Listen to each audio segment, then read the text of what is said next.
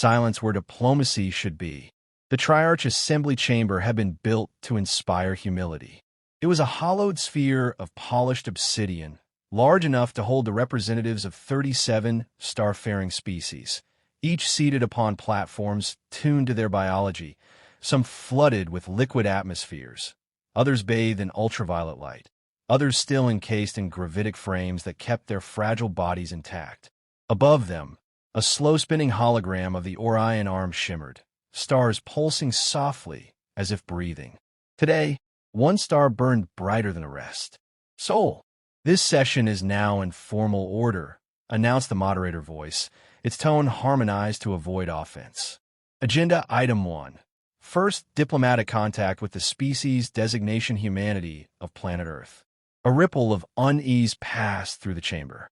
Humans were new. Not new in the way most emerging civilizations were. Fumbling, cautious, eager to please, but new in a way that unsettled long-established powers.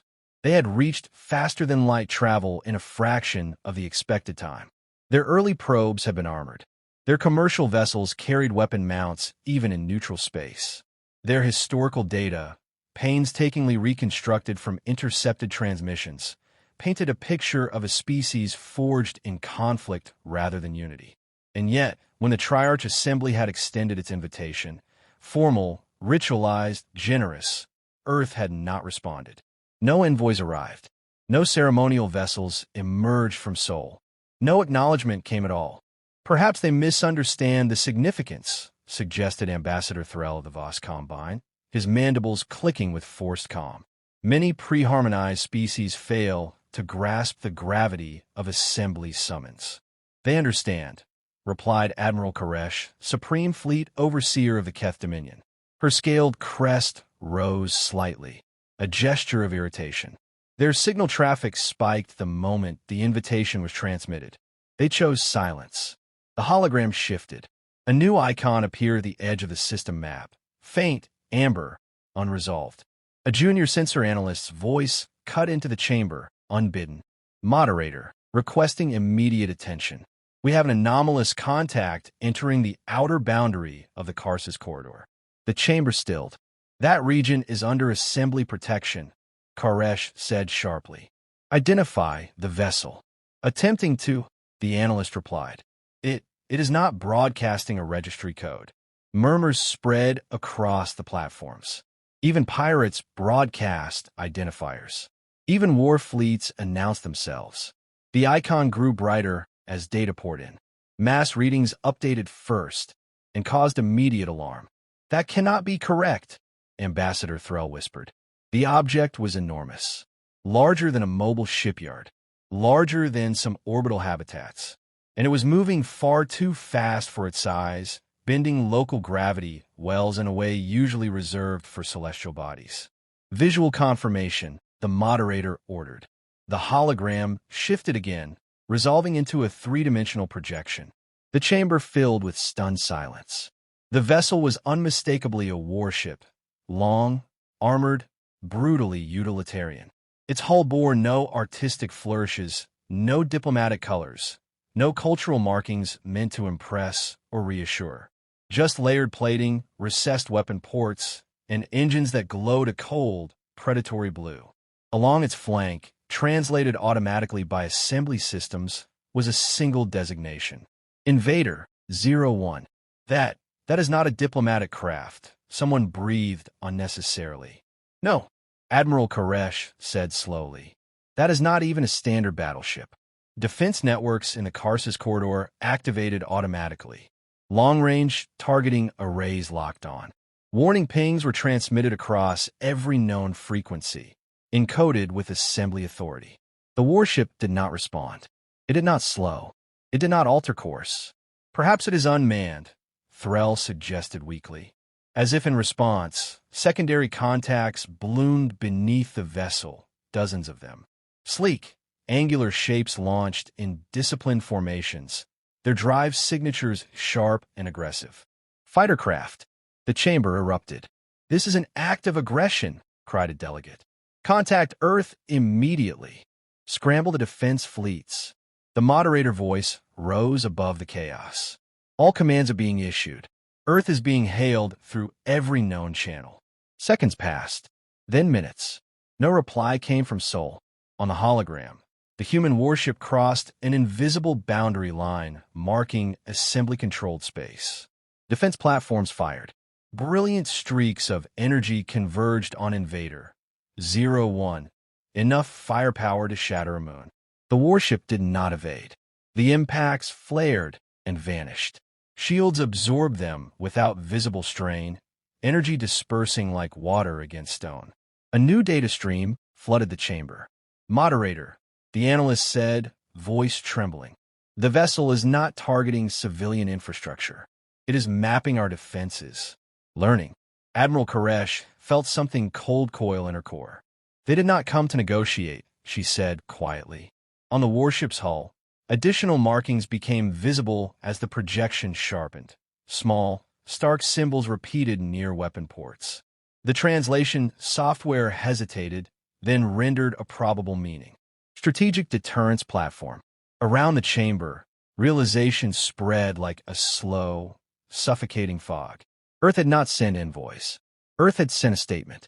And as Invader, 0-1 advanced deeper into assembly space, sowing panic with its mere presence, Admiral Koresh understood the terrible truth forming in every mind present.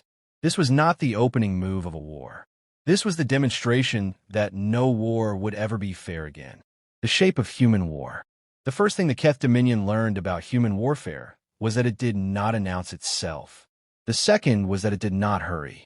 Invader, 0-1 continued its advance through the Karsus corridor at a steady, unchanging velocity, engines burning with a cold blue glow that never flared, never strained.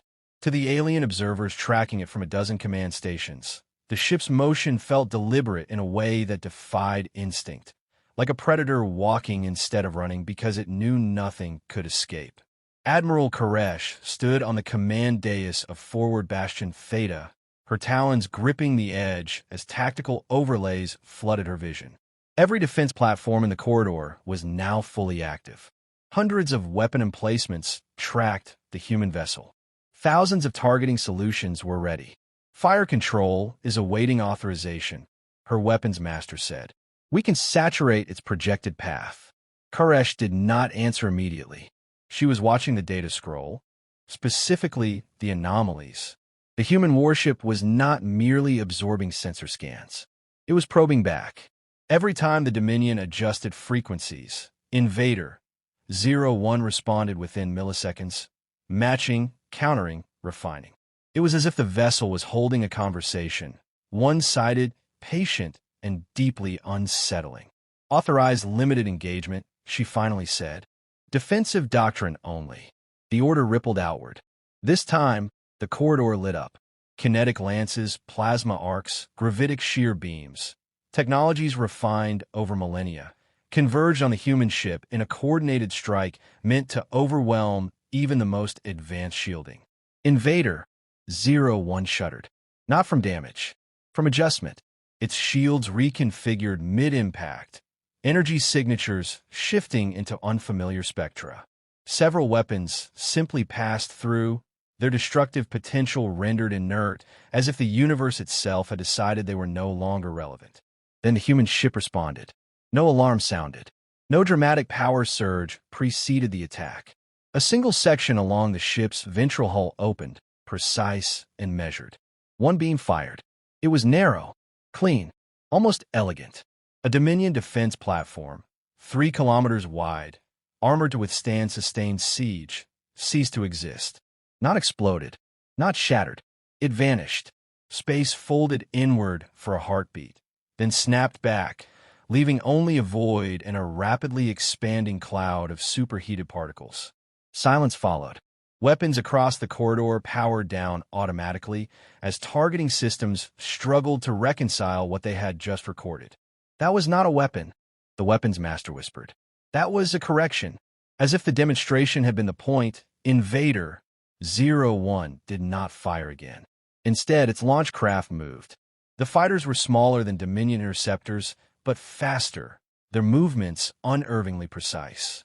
They did not dogfight. They did not chase fleeing ships.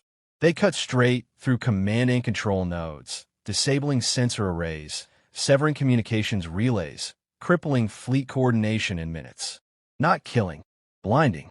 Koresh watched in mounting horror as her fleets lost cohesion. Ships drifted, weapons silent, crews shouting into dead channels. They're not destroying us, she realized. They're dissecting us. Admiral, a technician said urgently. We're receiving a broadcast. It's not targeting us directly. It's wide spectrum. The chamber fell quiet as the signal played. Static resolved into a human voice, calm, measured, almost conversational. This is a human strategic platform operating under sole defense mandate. It said, "We are not currently at war with your species." Koresh felt a chill ripple down her spine. "Then why are you here?" she demanded, though she knew the humans could hear her whether she spoke or not. The voice continued, unperturbed. "Our records indicate that this corridor was designated as a staging route for future hostilities against Earth. We are here to ensure that calculation is revised." On the tactical display, human fighters completed their maneuvers and withdrew, reforming beneath Invader 01 like a school of predatory fish returning to shelter. A new icon flashed, another fleet entering the system. Relief surged through Koresh until she recognized the transponder codes. The Varelian Armada, one of the Assembly's oldest and most powerful member states. "They will engage," someone said. "They always do." The Varelian ships moved aggressively, weapons hot, broadcasting declarations of sovereignty and intent. Invader 01 altered course for the first time. It turned to face them. No warning was given. No broadcast preceded the strike. A ripple passed through space, subtle, barely visible. The Varelian formation froze mid-advance, as if caught in amber. Then their ships began to fail. Reactors shut down. Shields collapsed. Hulls buckled under forces they could not counter or even name. One by one, the proud vessels went dark, drifting lifelessly. Entire fleets neutralized without a single explosion. The human warship did not pursue. It simply resumed its original heading. Around Koresh, her officers stared at the display in silent terror. This was not conquest. This was not vengeance. This was proof. The humans were showing them something fundamental, something every species in the galaxy would soon understand. This was the shape of human war, and it was not built to be survived by those who misunderstood it. When empires break, panic did not spread through the galaxy like fire. It spread like mathematics. Data traveled faster than rumor, faster than fear. Hard numbers transmitted through secure channels, stripped of emotion and exaggeration. Fleet tonnage lost. Weapon effectiveness reduced to zero. Entire armadas rendered inert without catastrophic damage. And always, at the center of every report, the same designation. Invader 01. Within days, the Triarch Assembly ceased to function as a unified body. Member species withdrew delegations under the guise of strategic reassessment. Border patrols were recalled. Long-planned military exercises were quietly canceled. Systems once confident in their collective strength now recalculated what survival actually meant. Some chose submission. Entire governments transmitted declarations of neutrality to Earth, accompanied by resource concessions, data archives, even offers of territorial oversight. The messages piled up in human receiving arrays, unanswered. Others chose denial. The Alari ascendancy was among them. Ancient beyond reckoning, the ascendancy had ruled its spiral of space since before most species had discovered metallurgy. Its war doctrine relied not on fleets, but on relics, technologies so old and powerful they were treated as myth even by their own engineers. At the heart of their capital system orbited the Crown Engine, a starbound construct capable of rewriting gravitational constants across entire regions of space. It had ended wars before they began. It had erased civilizations that dared challenge Alari supremacy. When Invader 01 entered the system's outer boundary, the ascendancy did not hesitate. "Activate the Crown Engine," commanded High Sovereign Ulthrex, his voice steady absolute. Let the humans learn humility. Space trembled. The star flared as the Crown engine awakened, its vast frameworks drawing power directly from stellar fusion. Exotic energies rippled outward, distorting light, time, and distance. The targeting solution locked onto the human warship. Observers across the galaxy held their breath. The Crown engine fired. Reality itself bent toward Invader 01, gravity spiking to levels that would crush planets into singularities. The space around the warship warped, collapsing inward in a roaring cascade of force. For a moment, just one, hope flickered. Then Invader 01 responded. Not with a weapon, with a maneuver. The human ship changed its mass. Sensors screamed as the impossible occurred. The warship's gravitational signature spiked beyond reason, anchoring it in place like a cosmic nail. The Crown engine's force washed over it and broke. The feedback tore through the Ilari construct, energy rebounding into its own frameworks. Stellar containment fields failed. The Crown engine collapsed in on itself, its titanic rings crumpling and fusing as the star stabilized with a violent surge. The Ilari capital world went dark. Not destroyed. Power down. Every orbital platform, every defense array, every ship-in system lost energy simultaneously, reduced to silent metal husks adrift in space. Invader 01 did not fire again. A transmission followed, precise and cold. "You are no longer a strategic threat," the human voice stated. "Remain so." The message was recorded, translated, and replayed across thousands of systems. The effect was immediate. Species that had once spoken of standing together now raced to dismantle their own war infrastructures. Shipyards were scrapped. Superweapons decommissioned. Military AI cores voluntarily shut down under government orders. Fear reshaped policy faster than conquest ever could. Through it all, Invader 01 continued its journey. It bypassed surrendered systems without slowing, its sensors briefly touching their worlds before moving on. It did not demand tribute. It did not occupy space. It hunted intent. Human analysts aboard the warship, silent, unseen, compared threat models with real-time data, adjusting future projections. Targets were not chosen by hatred or pride, but by probability. Where the chance of future aggression fell below acceptable thresholds, the warship passed by. Where it did not, the galaxy learned. Admiral Koresh watched from exile as report after report crossed her private channels. Empires that had stood for tens of thousands of cycles folded in days. Alliances dissolved into isolated polities desperate to appear harmless. She understood now what the humans had done. They had not declared dominion. They had redefined danger. Power was no longer measured by fleet size or ancient relics. It was measured by whether humanity believed you might become a problem. As Invader 01 turned toward its final projected destination, one last system marked in human red, Koresh felt a grim certainty settle over her. The galaxy was not at war with Earth. The war was already over, and humanity had won it without ever needing to say so. The meaning of terror. The Triarch Assembly reconvened in silence. Where once 37 species had filled the obsidian sphere, fewer than half now occupied its platforms. Entire sections lay dark, abandoned, some because their governments had withdrawn, others because they no longer existed in any meaningful sense. At the center of the chamber, the hologram of the Orion arm rotated slowly. Dozens of systems were now marked with new symbols. Demilitarized, neutralized, non-threatening. Only one marker pulsed steadily at the edge of known space. Soul. This emergency session is called to order, the moderator voice said, stripped of its usual ceremonial warmth. Agenda Item 1. Response to humanity. No one spoke at first. It was Admiral Koresh who finally broke the silence. Exile had not dulled her authority.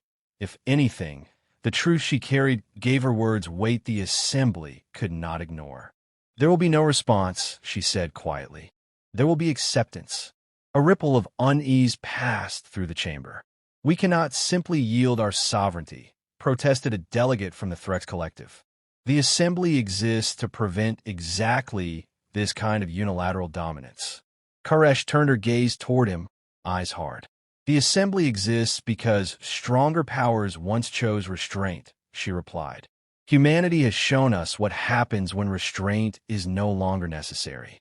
As if summoned by her words, the chamber's long-range receivers activated.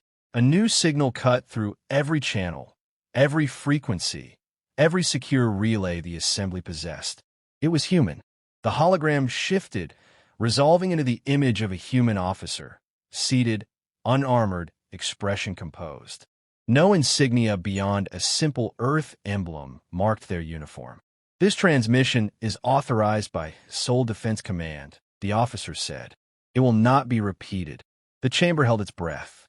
You expected envoys, the human continued. Envoys are sent when all parties agree that dialogue can change outcomes. A pause, deliberate.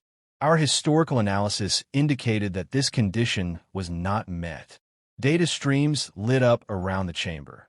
Records of intercepted assembly discussions, contingency plans, invasion simulations that had assumed Earth would be divided, hesitant, or technologically inferior. You prepared for war, the humans said evenly. We prepared to end the possibility of it. The image shifted. Sensor footage from Invader. 01's campaign played an accelerated sequence. Fleets halted, weapons nullified, empires disarmed. Not triumphantly. Clinically. Terror, the officer went on, is often misunderstood. It is assumed to be cruelty. It is not. The human leaned forward slightly, eyes focused, present. Terror is clarity. A collective shudder passed through the delegates. We did not seek your fear, the human said. We required your understanding. Fear was the most efficient medium available. The hologram zoomed out, showing Invader, 01 in deep space, solitary and vast. This platform was not deployed to conquer territory, the officer continued. It was deployed to be observed, to be measured, to be remembered. Koresh felt the final piece settle into place. They had sent one ship not because they lacked more, but because one was sufficient. If future projections indicate renewed threat convergence, the human concluded, we will deploy additional assets. We sincerely hope this will not be necessary. A final pause. Earth does not rule the galaxy, the officer said. Earth ensures it is not threatened by it. The transmission ended. For a long moment, no one spoke. Then, slowly, the moderator voice broke the silence. Is there any proposal for objection? None came. In the days that followed, galactic law was rewritten. Military tonnage limits were imposed not by assembly vote, but by quiet consensus. Superweapon research was abandoned. Borders were redrawn not for expansion, but for safety. And at the edge of human space, Invader 01 turned back towards Seoul. It had completed its mission. As it vanished into the dark, Admiral Koresh watched the fading telemetry and finally understood the true meaning of the terror the humans had sown. It was not the fear of annihilation. It was the fear of being seen, measured, judged, and found wanting by a species that did not hate you enough to destroy you, but would never again underestimate you. Humanity had not joined the galaxy. It had forced the galaxy to grow up. And from that day forward, whenever the stars fell silent and war plans were drawn, every species remembered the same immutable truth. Earth would send no envoys, only answers.